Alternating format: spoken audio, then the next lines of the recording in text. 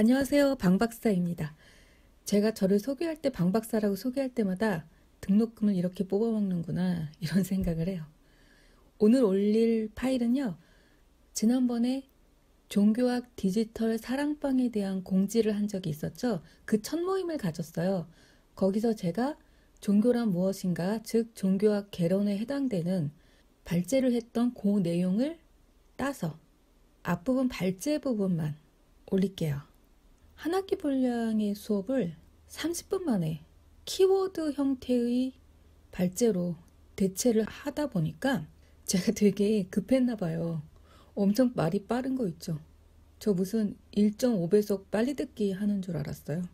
엄청 빠르다는 거. 그거 감안해서 들어주세요. 그러면은 일단은 이제 우리가 종교 디지털이 아니라 이제 종교학 디지털이란 이야기는 종교를 학문적으로 접근한다라는 거기 때문에 그런 부분에 있어서 이제 결국은 학문이기 때문에 우리는 이제 그 체계에 대해서 생각을 안 할 수가 없다라는 얘기예요. 근데 실제로 종교학은요, 그렇게 오래된 학문이 아니에요. 그래서 이 종교를 객관적으로 이해하자라는 것 때문에 종교학이라는 것이 성립이 되는데, 그래봐야 그게 19세기 정도밖에 안 돼요. 그럼 그 전에는 종교가 없었냐? 그렇지는 않죠. 종교는 계속해서 있어 왔는데, 그 종교라는 것이 이게 이제 개인의 체험을 갖다가 벗어나서 타인까지도 이해할 수 있는 수준으로 가는 거는 이 종교의 문제가 아니라요. 그 당시 18세기 계몽주의부터 시작을 해가지고 근대 학문이 발달이 되면, 그 근대 학문이라는 것은 기본적으로 계몽주의가 굉장히 좋아하는 거 있죠. 합리성. 그리고 이 합리성이라는 것이 결국은 타인에게도 이해가 가능한 형태로 설득해라라는 게 있기 때문에 그걸 우리는 이제 객관성이라고 얘기를 하죠. 그래서 걔가 되게 빨라. 이거는 객관적이지 않아요. 근데 걔는 100m를 11초에 달린대. 이거는 객관적이죠. 아, 그래서 빠르구나. 요러면 이제 설득이 되는 거죠. 그런 객관성을 가지고 얘기를 하다 보니까 이제 종교에 대해서 뭐를 하기 시작했냐 그러면은 많은 자료들을 모으는 일들을 이제 시작한 거예요. 그래서 1870년대 막스 밀러를 보통 이제 종교학의 아버지, 그리고 이 밀러 때문에 종교가 시작이 됐다 이런 식으로 얘기를 하는, 그러니까 종교학이. 근데 이 막스 밀러는 단순히 종교학자만이 아니고요. 독일 출신 영국 철학자면서 동양학, 왜냐면 인도, 베다 연구 이런 걸 했었고요. 그다음에 이제 언어, 왜냐면 이제 다른 나라 언어를 알아야 공부를 하니까. 그러다 보니까 이제 비교 종교학의 창시자가 돼버린 거예요. 그래서 괴테가 했던 그것에 대한 종교 버전으로 이 밀러라는 사람이 말한 게 바로 이거예요. 하나의 종교를 아는 사람은 종교를 모르는 것과 같다. 저는 제가 종교의 탐닉도 해본 적이 있기 때문에 이 말에 굉장히 공감을 해요. 하나의 종교를 아는 사람은 종교를 모르는 것과 같다라는 게, 종교 안에서는 그 종교만이 사용하고 있는 언어가 있는데요. 이 언어가 사실은 굉장히, 종교를 갖고 계신 분들은 아시겠지만 되게 폐쇄적이어서 이것이 외부하고 소통이 잘 안 돼요. 그러니까 특히나 이 비교 종교학에서는 얘가 타인이 이해할 수 있는 수준으로 얘기한다는 것 자체가 일단 요 부분을 벗어나려고 하는 거다 보니까 언어의 객관성도 상당히 필요해요. 그래서 밀러는 언어학을 공부할 때 그것은 지성과 이성의 문제다라고 했고요. 신화학을 공부할 땐 그것은 이미지 이야기다라고 했고요. 그다음에 종교학을 공부할 때 그것이 바로 사고의 과학이다. 그래서 이 사고의 과학일 때 이 과학을 강조하는 점은 바로 보편성이에요. 제가 지금 펜을 사용하고 있는 이 빨간색을 빨간색이라고 그러면 남들도 이걸 레드라고 말할 수는 있어도 빨간색이라고 얘기할 수 있는 그런 보편성은 우리가 이제 약속이 된 거죠. 근데 이게 종교의 문제로 가면 그렇게 간단하지 않아요. 그래서 이것만 갖고도 사실은 막 싸움이 가능해요. 내가 보편적이다, 네가 보편적이다 이런 걸로. 그래서 이제 보편성이라는 이 성질은 결국은 구조의 형태를 떼어야 된다. 그래서 이제 체계가 나온 거고요. 체계가 항상 나오는 건 다른 게 없어요. 체계라는 말을 쓰려고 그러면 애초부터 우리가 종교하학이라고 그래갖고 얘를 학문으로 세워놨기 때문에 체계가 필요한 거죠. 그래서 지금 우리가 종교에 대해서 공부를 하자 그랬을 때 바로 이제 아주 기본적인 기본 개념들을 갖고 들어가는 것도 이 체계 때문인 거죠. 먼저 머릿속에 맵을 갖자 이제 이런 거죠. 그럼 이제 종교학에서는 종교의 기원을 여러 가지로 놓고 보는데 이제 대표적인 게 이 패티시즘 같은 경우에는 우리가 잘 알다시피 요즘은 변태 형태로 많이 사용이 되는데, 왜냐면 이게 애착관계라서 그래요. 어떤 특정한 물건에 엄청 애착, 오이를 엄청 애착하면 왜 오이 패티시즘 이런 식으로 얘기를 하잖아요. 인형 어떤 거 애착하면 인형 패티시즘. 그런 것처럼 여러 가지 사물, 그거를 이제 서물이라고 얘기를 하는데 그 서물 숭배도 패티시즘의 하나. 그다음에 이제 이 주물은요. 같은 사물인데도 거기에 주술을 걸어 놓으면 그러니까 주술사가 주술을 걸어 놓으면 그게 주물 숭배가 돼요. 그다음에 이제 애니미즘은 정령 신앙이라고 그래서 보이지는 않지만 신기를 느낄 수 있는 것들은 이게 가능하죠. 이 애니미즘 같은 경우에도 많은 곳에 그 정령들이 있다라고 생각을 하면은 굉장히 이제 그런 범재신론 쪽으로 가는 거고요. 어떤 특정한 곳에 정령이 있다. 뭐 무슨 선앙당에 무슨 나무, 옛날 시골들은 그런 큰 나무들 굉장히 숭배하고 오늘날에도 이런 나무들에 대해서 기원하는 것들이 있죠. 보이지는 않아요. 그러나 느껴요. 그때 이제 애니미즘이 되고 그다음에 이 만화는 요즘 이제 그 SF 소설에 많이 나오는데요. 판타지 소설에 많이 나오죠. 이 만화는 에너지랑 같아요. 근데 이게 이제 비인격적인 힘이라고 그래서 결국은 자체일 때는 의미가 없는 이거를 인격체인 인간이 만화를 활용을 하죠.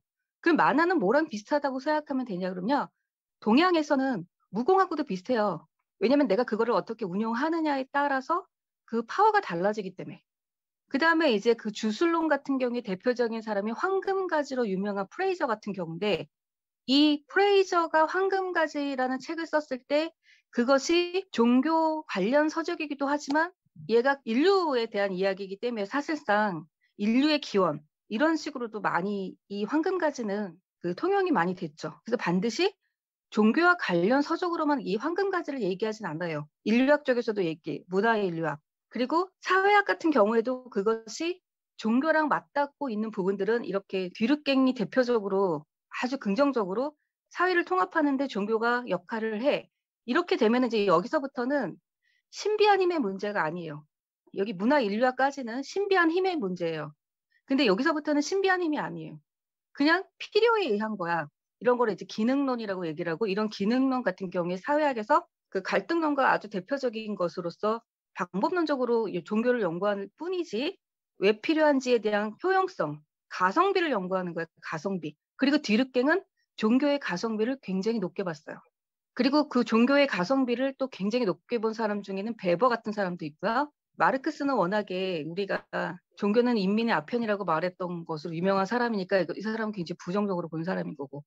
베버는 사회학자지만 프로테스탄티즘과 자본주의 윤리 같은 경우에는 굉장히 기념비적인 종교학 쪽에서도 다루고 있는 저서예요.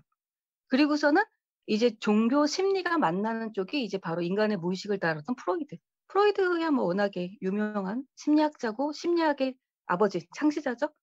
그리고 이 무의식의 세계가 그 종교를 만들어낸 기본이다라고 했고 이제 프로이드 같은 경우에는 우리가 태어나면서부터 교육을 받고 배우고 그 지역의 분위기가 있고 이런 것들이 이제 우리 안에 다 잠재적으로 있다라고 보는 거죠.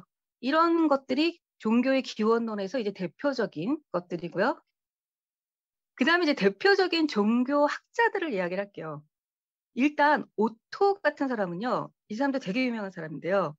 이 오토는 종교의 본질은 성스러움이라고 그래 갖고 이 성스러움을 갖다가 이 누멘이요. 라틴어로 원래 영에서 온 건데 영적이다 뭐 그런 의미예요. 그래서 왜 이거를 갖다가 누멘하고 명사를 쓰지 않냐 그러면 명사는 고착화가 되니까 이 고착화가 되면은 사람의 사유가 거기서 정지가 돼 버리잖아요. 제가 이걸 펜 그러면 여기서 펜 이상의 것이 안 되죠. 그래서 오토가 선택한 거는 누멘적인 것 그래서 누멘적인 이런 형용사를 가지고서 그 성스러움을 얘기하려고 그랬어요. 왜냐면 역동적이고 움직이고 그래야 되니까. 그리고 이 누멘이라는 건요. 윤리 도덕과 무관해요. 그러니까 선악의 개념으로 종교를 본 건 아니에요. 그리고 이 누멘을 뭐라고 얘기했냐면 오토는 그건 이름도 아니고 설명도 아니고 안 된다고 봤어요. 그럼 어떡할 건데? 미지야 미지. 우리가 잘 모르는 세계야. 그러니까 우리는 그냥 누멘적인 그래갖고 얘를 그냥 형용사로만 표현하자. 누멘적인 누구, 누멘적인 뭐 이런 식으로. 그거밖에 우리는 못해. 라고 얘기를 했고요. 그러면 도대체 그 누멘을 우리가 어떻게 느끼는데 그랬을 때 반응이란 게 있다. 그게 어떤 식으로 반응이 오냐 그러면 압도당하는 거. 굉장히 매혹적이고 두려움을 느끼는 거. 그게요. 문학에서는 여러 가지 미학 중에 숭고음이라는 게 있는데요.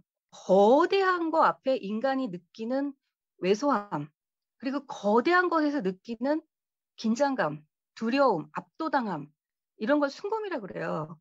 우리가 왜 거대한 석상이라든가 거대한 조각에서 느끼는 것도 마찬가지거든요. 그런 문학에서 말하는 숭고미가 실제적으로 오토가 이야기하는 그런 압도성과 매혹성과 상당히 비슷해요. 그러니까 그런 느낌을 내가 딱 받아. 나는 내가 카톨릭 신자도 아닌데 어마어마한 그 유명한 성당에 갔더니 그 성당의 모습만 보고도 내가 너무 감동을 했어. 그리고 뭔가 모를 영적인 거에 내가 사로잡혔어. 그럼 내가 누멘적인 것을 느끼고 있는 거예요. 우리가 지금 루돌프 오토까지 했고 그다음에 이제 엘리아데. 엘리아데는요. 이 사람도 종교학 쪽에서 엄청나게 중요한 사람인데요. 이 사람은 특히나 성과 속의 대비를 굉장히 중요하게 생각했어요. 그래서 속이 아닌 것들만 성스럽다라고 얘기할 수 있는데 이게 이제 오토하고 엘리아데의 차이는 뭐냐 그러면 오토는 속에 대해서 그렇게 고민한 게 아니라 내가 성에 압도되는 것을 중요하게 생각했다 그러면 엘리아데는 그 성현이 아닌 나머지 것들은 이제 속인 거고요. 성현인 상태만 성인 거예요. 그럼 이 성현인 상태는 뭐냐 그러면 성스러운 게 드러난 상태. 그게 이제 성이 나타났다 그래갖고 성현이라 그러는데 이거를 엘리아데가 설명하기로는 인간이 성을 만난다라고 얘기를 해요. 그럼 어떻게 만나냐? 이 성이라는 것은 원래 존재적으로 있는 건데 얘가 현상계, 우리가 있는 실존 현실에서 육화가 된다는 거죠. 그게 어떨 때는 돌로, 부적으로, 그리고 가장 정점에 있는 성현을 예수라고 봐요. 왜냐면 이 예수 같은 경우에는 하나님이 딱 그 모습을 드러냈다 이렇게 표현을 하기 때문에. 그래서 가장 어마어마한 성현은 사실 예수고요. 그 외에 우리가 쉽게 접하는 것들은 왜 우리 자동차 같은 경우에도 보면 누구는 묵주 걸고 다니고 또 누구는 뭐 이렇게 절에서 뭐 받아온 것도 갖고 다니고 이런 것들도 모두 사람들이 거기에 믿음을 줬기 때문에 이제 성현 상태가 되는 거예요. 내가 그것을 가지고 있음으로 해서 위로를 받을 수 있는 것들 그리고 이제 그 천주교 같은 경우에는 신부님한테 가져가가지고 축성이라는 걸 받잖아요. 그럼 이게 또 축성이라는 걸 받으면은 원래는 성현이 없던 것도 성현이 돼요. 그래서 이제 이 성현이라는 것은 정태적인 형태가 아니고요. 고정된 형태가 아니라 동태적인 형태, 움직이는 형태예요. 그리고 있을 수도 있고 없을 수도 있고 그것이 어제까지 성현이었다가 오늘은 성현이 아닐 수도 있어요. 그리고 어제까지 성현이 아니었다가 오늘부터 성현일 수도 있어요. 그게 이제 성현의 특징이에요. 그리고 이렇게 성현이 깃든 것만이 성스럽다라고 느끼는 거고 그 외에 나머지는 속의 형태인 거죠. 그리고 이제 엘리아데의 종교인을 갖다가 형태론이라고 이야기하는 건 엘리아데가 전체 구조에 대한 굉장히 욕심이 많아서 엘리아데는 뭘 하고 싶었냐 그러면 여러 가지 종교 형태들을 놓고서 걔를 갖다가 마치 도서관에 그 분류표를 만들듯이 모두 분류표 안에 넣고 싶어 했어요. 그러니까 우리가 도서관에 들어가서 팔로 시작하는 거는 문학이야. 이로 시작하는 거는 종교야.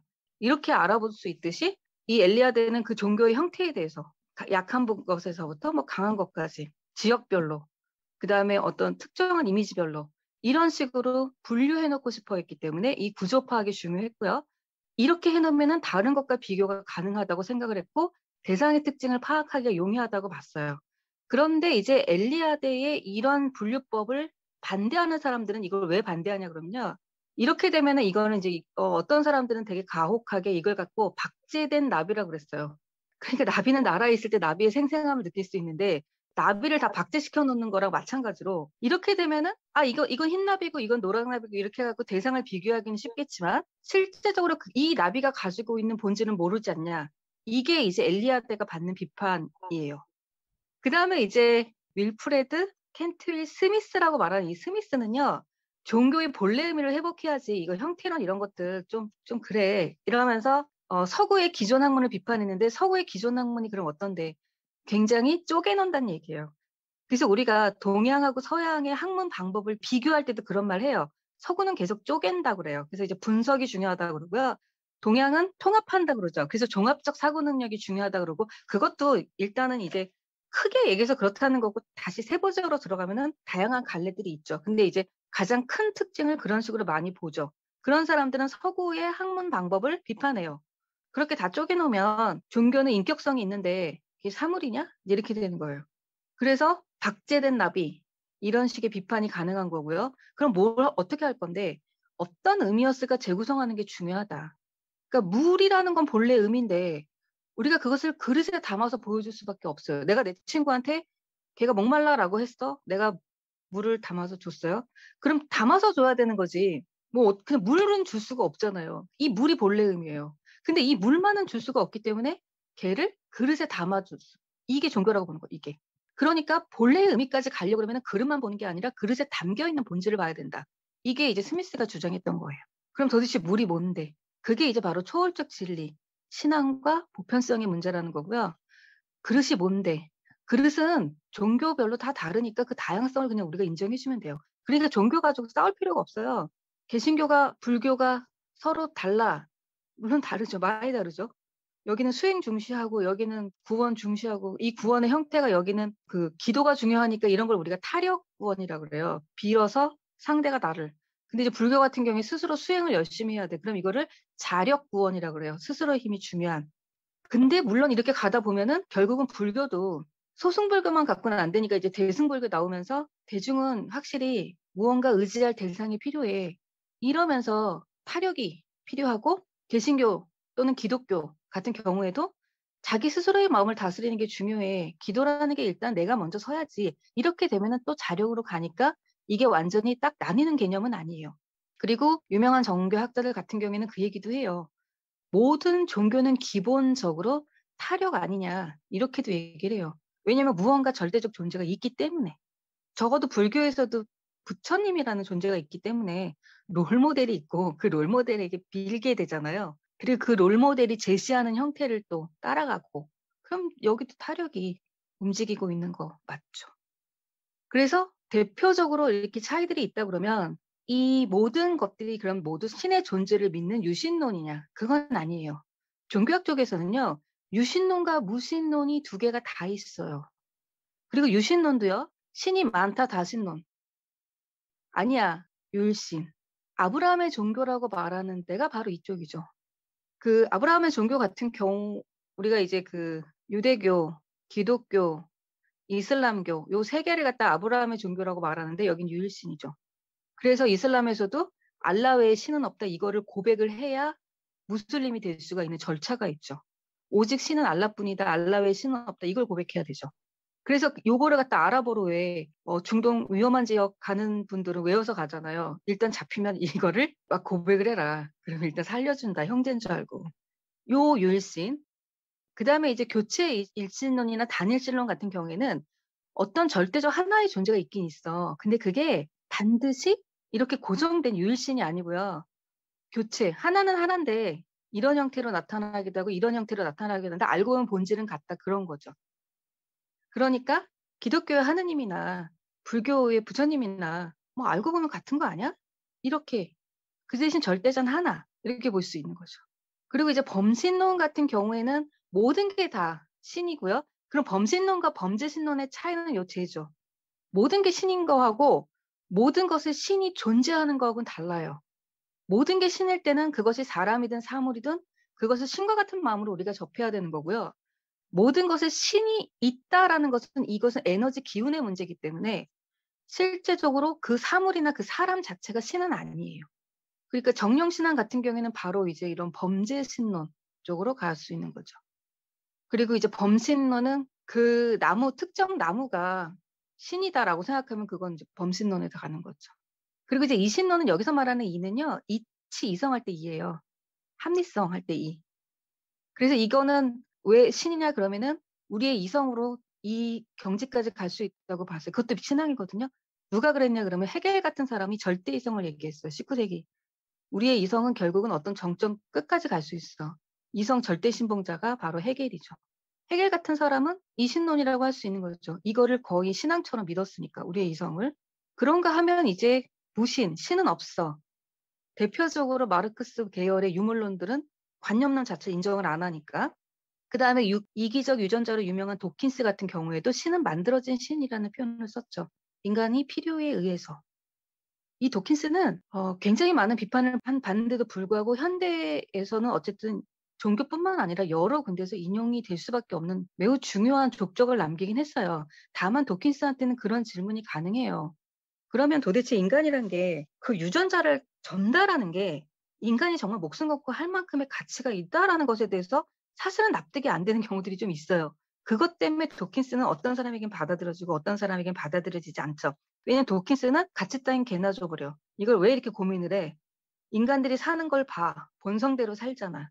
후손을 만들어서 퍼뜨리고 그럼 결국은 유전자 정보 전달인 건데 이것이 과연 그 모든 생명체의 숙명이라고 말하는 것에 인간도 해당을 시켜야 되느냐의 문제는 이제 그건 논쟁 문제인 거죠. 근데 이제 그 동물들 같은 경우에 또 생물들 같은 경우에 본능에 대한 본성에 대한 집착은 우리가 거부하기는 어려운 것 같아요. 굉장히 절대적인 그 생명에 대한 집착이 있는 거죠.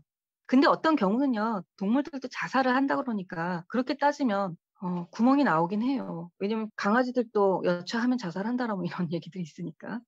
그러면 그거는 가치의 문제, 의미의 문제, 삶에 있어서 내 생명의 본질에 대해서 맹목성이 아니거든요. 그다음에 이제 오늘날의 팬덤 문화도 하나의 이제 종교로 보기도 하죠. 지금은.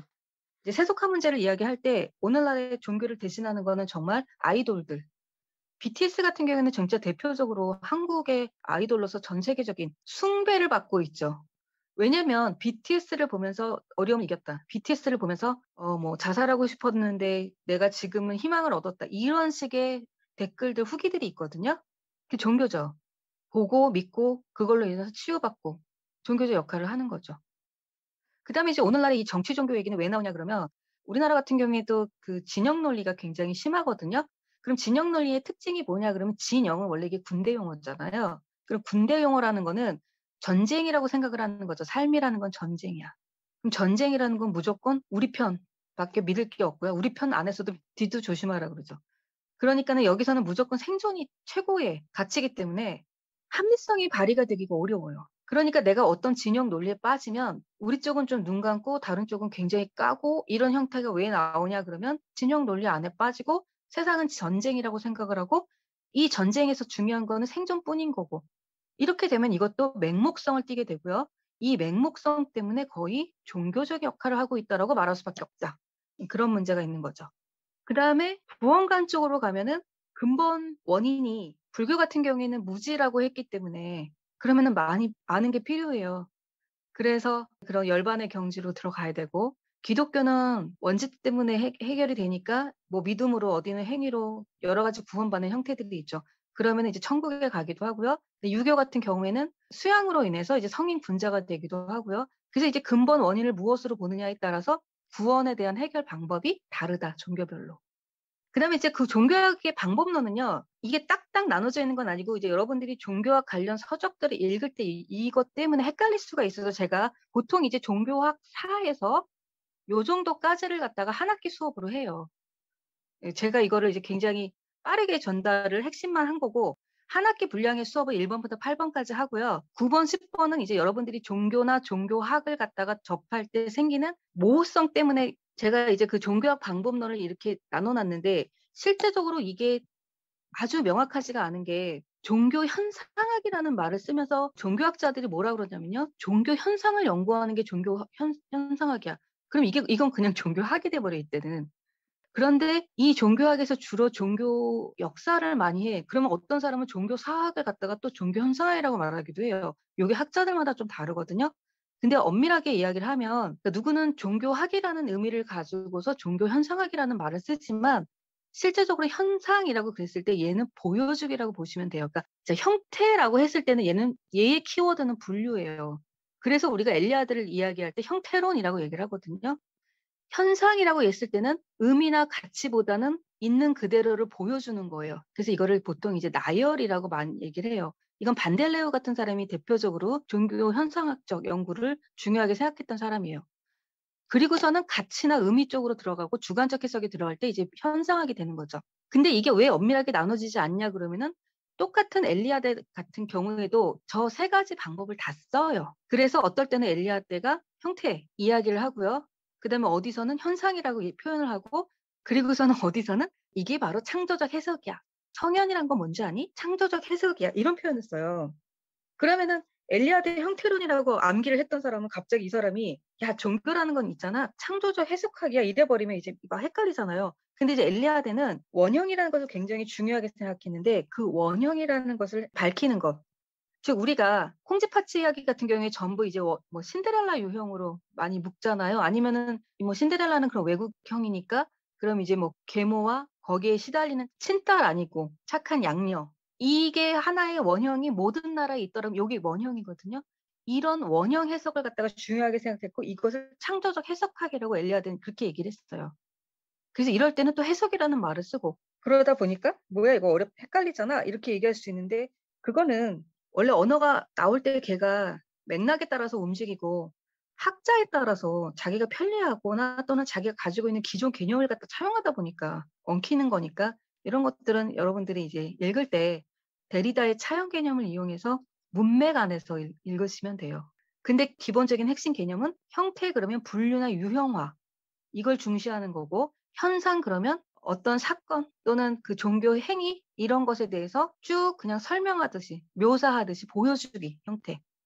그다음에 이제 해석이라는 것은 같이 의미가 들어가는 주관적 부분이라고 보시면 돼요. 그다음에 이제 이 세속화 논쟁은 최근에 현대 종교에서 이거를 벗어날 수가 없어요. 왜냐하면 종교가 세속화됐다라는 것에 대해서 너도 나도 이건 옳다 그르다의 문제가 아니라 이제 시대적 흐름의 문제가 있고요. 그래서 종교가 쇠퇴했다. 세상에 동조한다. 종교에서 사회가 이탈을 했다. 그러니까 이제 이게 왜 이런 표현이 쓰냐 그러면 우리나라는 이게 조금 안 와닿을 수 있지만 서구 같은 경우에는 중세가 있었잖아요. 그 중세가 어마어마하게 길었단 말이에요. 보통 5에서 15세기를 얘기하는데 이게 1000년이죠. 이 중세 1000년 동안에 종교 안에 사회가 있었어요. 종교인들이 그래서 세속적 권력까지 가졌던 때가 있고 근데 그게 근대로 넘어오면서 세속권하고 황제권이 싸우게 되고 점점 근대화가 되면서 종교에서 사회가 이탈이 되고 이 종교에서 사회가 이탈이 되는 그 과정에서 사실은 그 카톨릭에서 개신교가 부흥을 하게 된 때도 이때죠. 그러면서 종교적 신념이라는 개인의 문제가 이제 제도로 치환이 돼 버렸다. 개인의 삶을 갖다 좌지우지할 때 그 당시엔 신념이었다 그러면 이제 점점점 뭐 주일 예배를 가온다거나 아니면 결혼식을 교회에서 한다거나 이런 식으로 제도로 바뀐 거고 지금 서구는 특히나 제도적 관습만 좀 남아 있다라고 그러죠. 요즘은 이제 세례 안 받는 사람도 더 많다 그러지만 예전에는 어쨌든 기본적으로 세례는 받고 그러니까 우리가 이제 그 기본적인 세시 풍속이 있듯이 서구에서도 기본적으로 결혼은 일단 그럼 성당에서 하고 장례도 성당에서 하고 이런 식으로. 이게 이제 그 카톨릭에서는 왜 칠성사라 그래 갖고 유아 세례부터 해서 이제 장례 미사까지 있죠. 이런 식으로 그냥 제도로 치환이 됐다. 이러다 보면 이거는 세속화가 될 수밖에 없다라고 얘기를 하는 거예요. 그러면서 이제 세상의 비신성화, 이제 더 이상 신성한 걸 찾지 않아요. 그리고 이제 세속적 사회로 이동이 됐고요. 그다음에 이제 이렇게 다원화가 됐기 때문에 종교도 경쟁을 해 갖고 선택을 받아야 돼요, 소비자한테. 이 시장 이론이죠.